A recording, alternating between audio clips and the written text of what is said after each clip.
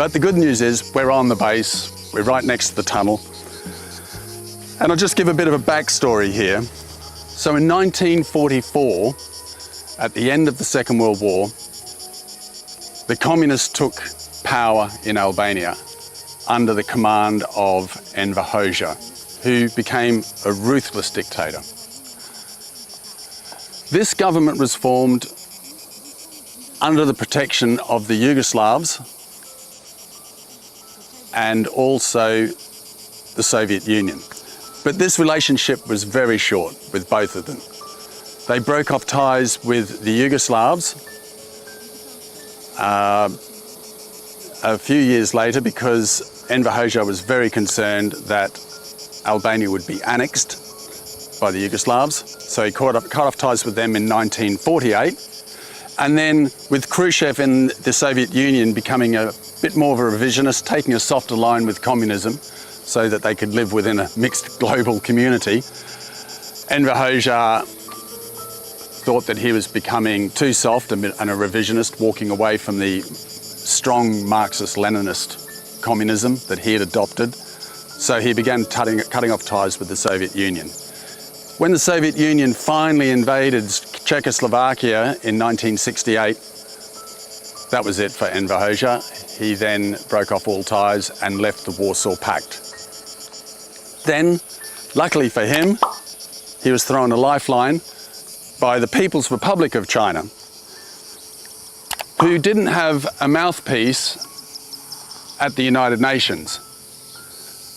The representative of the Chinese at the United Nations was the Taiwanese government.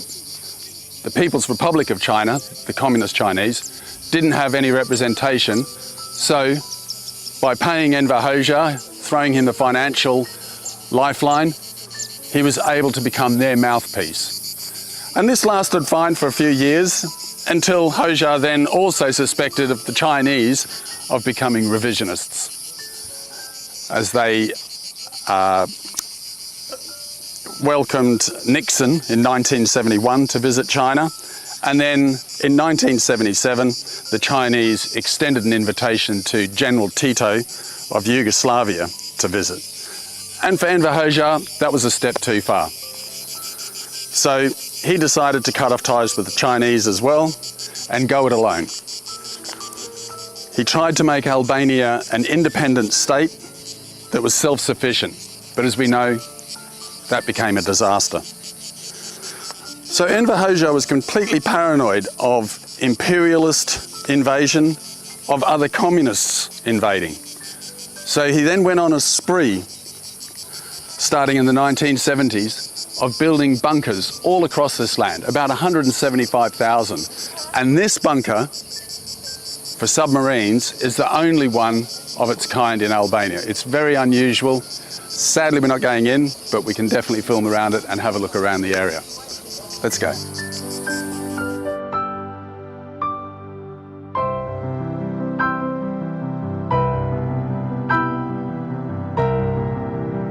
So this bunker is 750 meters long. Massive feat of engineering that goes completely under this headland and opens up with another gate onto the Ionian Sea. So submarines or fast craft could come in this side of the bay, be serviced, refueled, had new ammunition put on them, and then let out straight into the sea on the other side. Very effective, but never really used, because in 1955,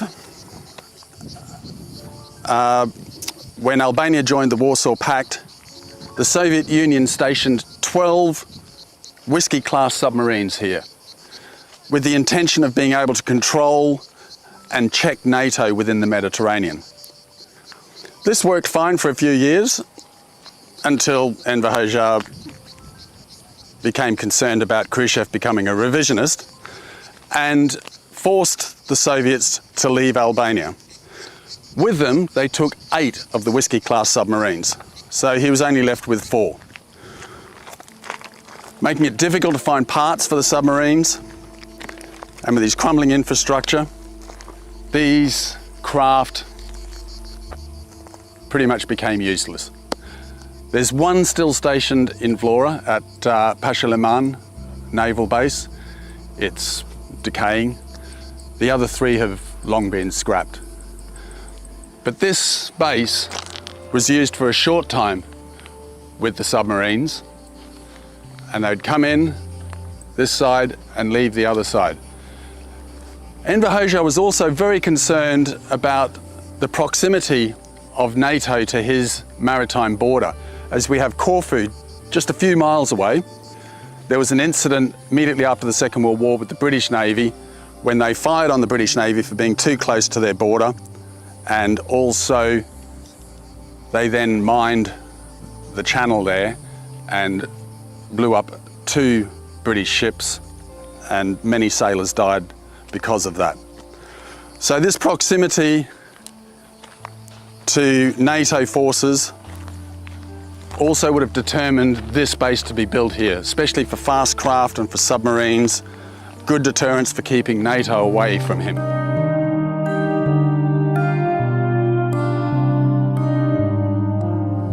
The setting for this base is just spectacular. It's sitting right on the edge of this bay, beautiful clear water. I mean, if you were in the military, this would be a great place to be stationed. And it still is a working military base. There's a lot of naval people walking around. We've been given the correct paperwork to be here, so don't try and come onto this facility just through the fence. And there are a lot of armed guards here. So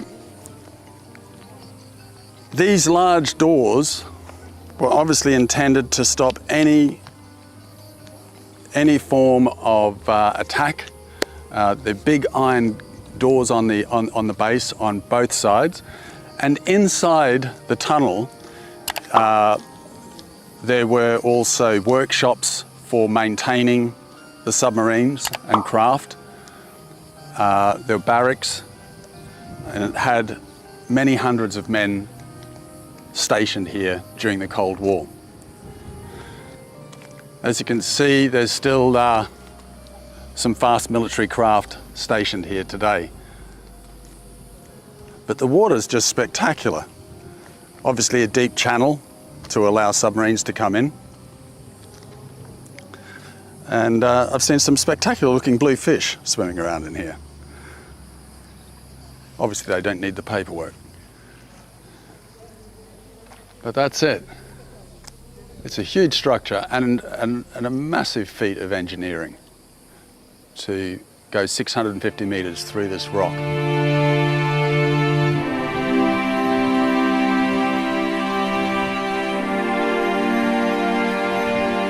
And they are big concrete doors. Some of the artillery bunkers that you find around Albania have massive concrete doors on them, blast doors, but these are absolutely huge. It's like a mix between a dystopian past and Lord of the Rings.